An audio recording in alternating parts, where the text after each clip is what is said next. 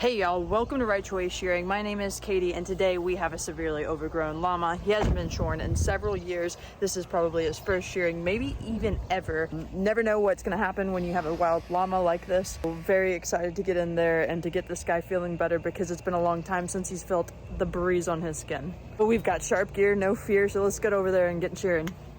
For those of you who are new, we don't often handle tame llamas, and Jamie here isn't one of the few. This is actually his first time even being pinned, and he surely isn't halter broken, which is true for most of the animals that we shear.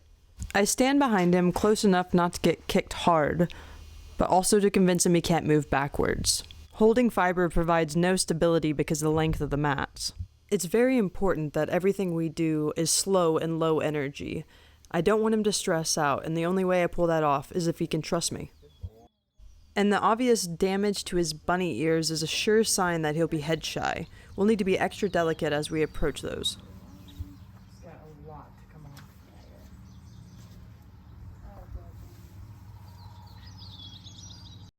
He's been a total dude so far, but I'll quickly gauge his personality and the complexity of this project once the barrel, or the body of the fleece, begins rolling off.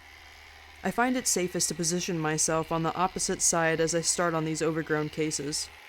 A llama can nail you if you stand anywhere behind their front shoulder, and those pointed toes are pretty mean when they're angry.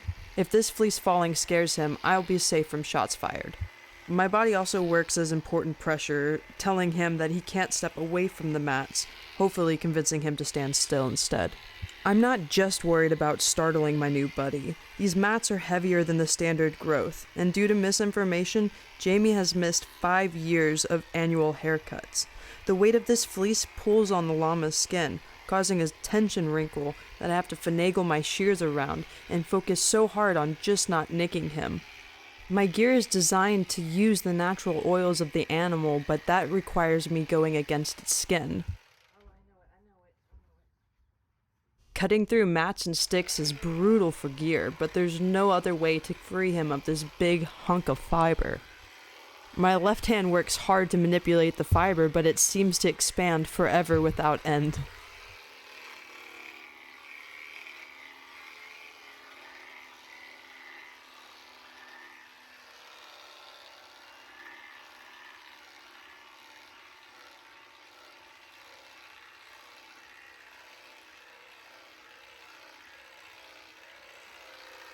That's it. What normally would take me 30 seconds to remove has taken 3 times as long because of the severity of his matting. Unfortunately, we're less than a quarter of the way done, but if you listen closely, you can hear my shears chop through some of the sticks in his mats. Another interesting fact about llamas is they hate having their legs touch, so it's no surprise when I begin to remove the mats from his thighs that he begins to distrust me a little. He can lie if he likes, but I don't have time to stop. He's already hot, and I need to get this off of him. I also need him to stand, so I can't allow him to think that laying down got him what he wanted. I go back for his leg to prove that I'm not going to harm him, but it's not worth blowing him up, so when he gets upset, I go ahead and move to the next spot. Most people would find it difficult to quantify how much fiber is on an animal when it's overgrown, but this shot does that justice. In my 15 years of experience, nobody has been shocked by how little has come off a llama. Learning from the last side, I try cutting the mats free before I start taking off the barrel. This side is already much more manageable, and that's good because he's starting to lose his patience with me. The mats complicate everything, and any llama only has so much patience to give. You got attached to the llama. Yeah, I got braided in. I know, buddy, I'm getting it off. By resting his fiber on himself, it looks like all the work I've done has been for naught. It is crazy to think that I have removed so much already, but by laying it back on the llama, you lose his body completely again.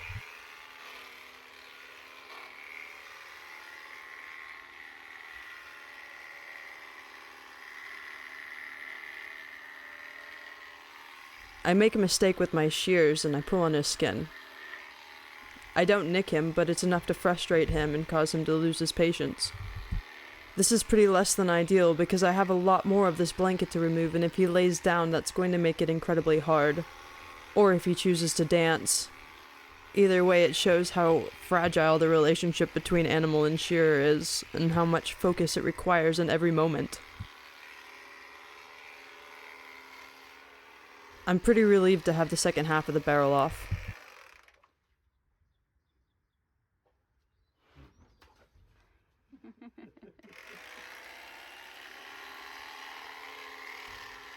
Now that he's starting to get a bit worked up, I'm trying to get off as much as I can, as calmly and as quickly as possible. My job is to make him more comfortable, not to make him look pretty, but the goal is always to get them as clean as possible so that they don't develop mats that they have to live with.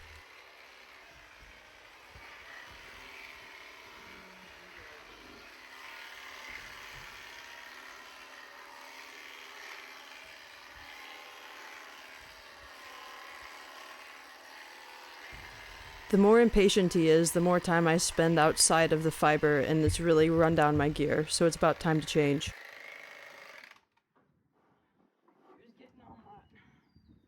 Want to use mine? Oh, he's getting back up. I'm happy he decides to stand on his own, but I need him all the way up, so I pester him a bit to encourage the process. The deep red skin between his leg is an indication of how hot he is and how quickly I need to move. But now that I'm at the second back leg, I know it's gonna be a battle. Both male llamas and alpacas have a set of teeth called castrating teeth, and they use those in combat to turn their enemies into eunuchs. Those battles often involve leg biting. As a response, a lot of llamas will lay down to protect their legs. His nuts are huge. And those too. I probably shouldn't yell that on camera. What's said in the barn stays in the barn. Jamie's droopy lip is another indication that we need to move quickly, but I can't move too quickly because I know he's going to be head shy.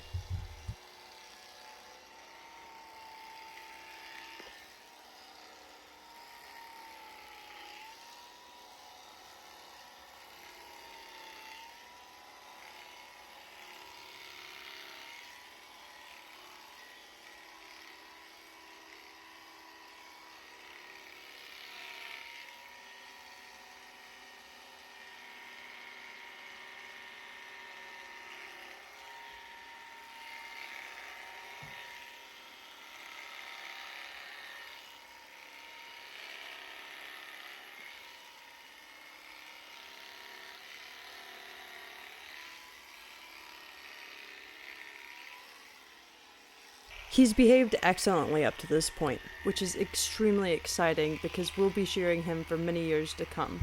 And if he has a good experience this time, it's just something for us to build on so that every time gets less and less stressful for them.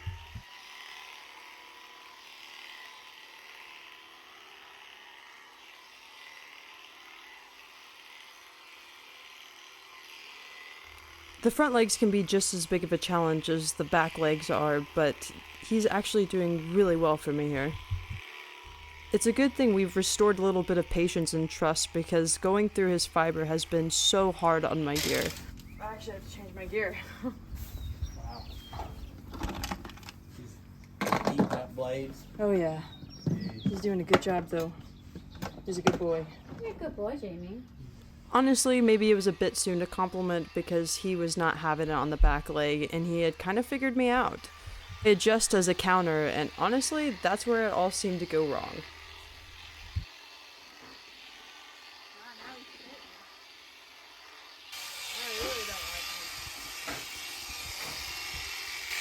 That's not mouth spit either, that's stomach acid, so I've really ticked him off. When I first smelled this rancid fluid at the age of 14, I thought it was pretty gross, but after having to wear it for an entire shearing day, I got pretty used to it. He's free to feel however he wants about the fact that I'm still gonna clean him up. I did forget that we had to get the ears though, and I already knew he wasn't gonna be too pleased about that, so adding a spitter to the mix is just gonna make this more interesting.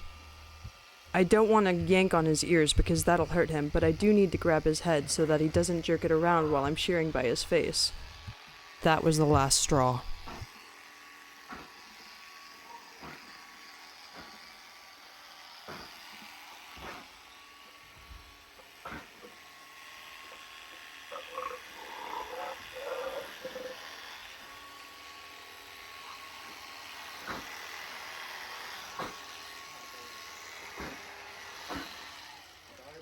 that. He's just being a llama.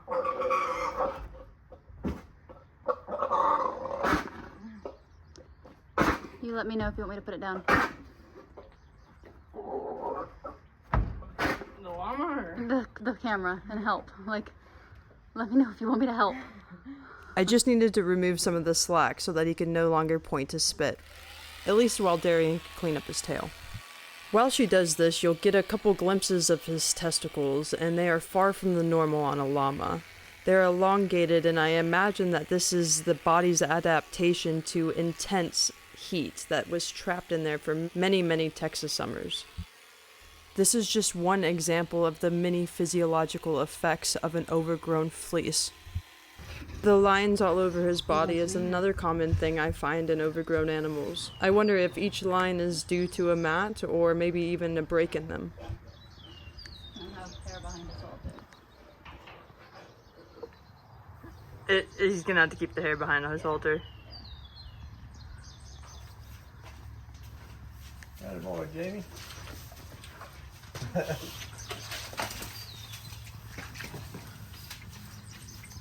A little wigged out, brother. I sure am. These are definitely several years worth of mats. As you can see, it just kind of forms pages like a book. This is why animals should be shorn every year, every animal, every year, because if not, it will just continue to grow and grow and grow, and eventually this is going to be so hot that they just can't survive anymore, at least down here in Texas. So this is a great example of why we've got to do our yearly maintenance, and I know that our boy is feeling much better. Thanks for tuning in, you guys. We'll catch you next time. Cheer on.